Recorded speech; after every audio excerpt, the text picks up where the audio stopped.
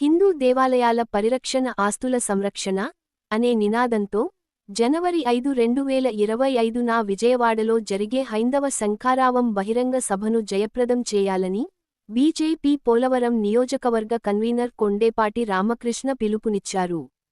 శుక్రవారం నాడు ఆయన బొట్టాయిగూడెంలో మీడియాతో మాట్లాడారు. ఈ కార్యక్రమంలో బీజేపీ విశ్వహిందూ పరిషత్ వనవాసి కళ్యాణ ఆశ్రమం నాయకులు పాల్గొన్నారు. జై బజరంగబలి, జై బజరంగబలి.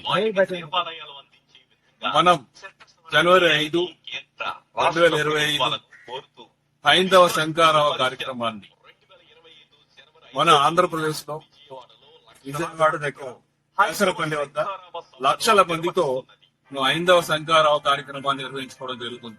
ఈ హైందవ శంఖారావం యొక్క ముఖ్య ఉద్దేశం ఏంటంటే హిందూ దేవాలయాల పరిరక్షణ, హిందూ దేవాలయాల భూముల యొక్క పరిరక్షణ, హిందూ దేవాలయాల నుంచి వచ్చే ఆదాయం ఏదైతే పరిపాలనా విభాగాలకి ప్రభుత్వాలు వెచ్చిస్తూ ఈ సొమ్మునంతటిని భక్తులకు సమర్పించిన కానుకలన్నింటినీ కూడా పాలనా వ్యవహారాలకు ఏదైతే ఉపయోగించుకుంటున్నారో అలా కాకుండా మా దేవాలయాల్ని మేమే నడుపుకుంటాం, మా దేవాలయ భూముల్ని మేమే కౌలుకించుకుంటాం, మా దేవాలయాల అభివృద్ధిని మేమే చేసుకుంటాం, మాకు స్వయం ప్రతిపత్తి కావాలి. స్వాతంత్ర్యం వచ్చి 75 సంవత్సరాలు పైగా అయిపోయినప్పటికీ ఇక్కడ భారతదేశంలో హిందూ దేవాలయాలకు స్వాతంత్ర్యం రాలేదు. కాబట్టి హిందూ దేవాలయాల స్వాతంత్ర్య పోరాటంగా ఈ హైందవ శంఖారావాన్ని అభివర్ణిస్తూ హిందూ దేవాలయాల యొక్క భూములు అనేక రకాల పెద్దల చేతిలో, ప్రభుత్వాల చేతిలో మగ్గిపోతున్నాయి.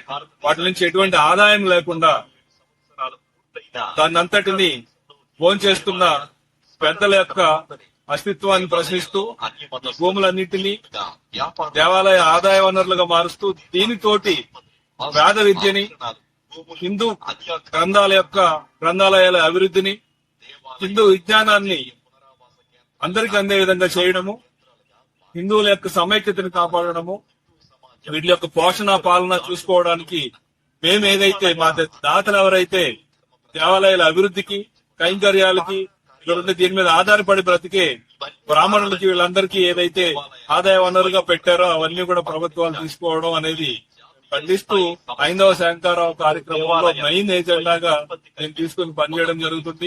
ఇది దేశవ్యాప్తంగా జరుగుతున్న కార్యక్రమం, హిందూ చైతన్యం కోసం జరుగుతున్న కార్యక్రమం.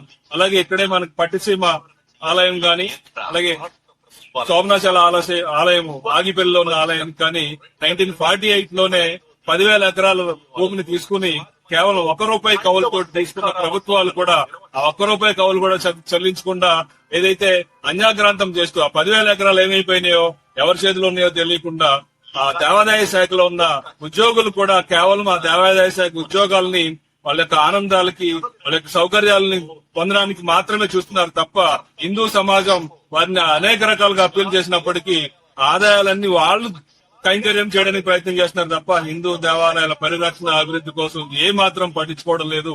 ఈవెన్ మేము స్వయంగా అనేక సందర్భాల్లో కమిషనర్స్ దగ్గరికి వెళ్ళినప్పటికీ కూడా వాళ్ళు దాన్ని చాలా చులకనగా చూస్తూ, హిందూ సమాజాన్ని చులకనగా చూస్తూ, హిందూ దేవాలయాల మీద ఆదాయాల మీద ఆధారపడి బ్రతుకుతూ వాళ్ళు ఉద్యోగాలు చేస్తూ కూడా వీటి యొక్క అభివృద్ధికి కానీ వాటి యొక్క పరిరక్షణకు కానీ కనీసం ఒక చీపురు పుల్లంతా వేసమెత్తు కూడా చర్యలు తీసుకోకుండా మొద్దు నిద్ర నటిస్తూ పైగా అవహేళన చేస్తూ ఏదైతే హిందూ సమాజాన్ని అవహేళన చేస్తూ హిందూ దేశంగా ఉన్న ఈ దేశంలో ఉన్న హిందువుల్ని చాలా చులకనగా మాట్లాడుతున్న సందర్భంలో మేము ఇక సహించేది లేదు. మేము ఖచ్చితంగా మా హిందూ సమాజం జాగృతమైంది, ప్రభుత్వాలను ప్రశ్నిస్తాము, మా హక్కులను కాపాడుకుంటాం అనే ఉద్దేశంతో హైందవ శంఖారావ కార్యక్రమాన్ని నిర్వహించడం జరుగుతుంది. జై హింద్, జై భారత్.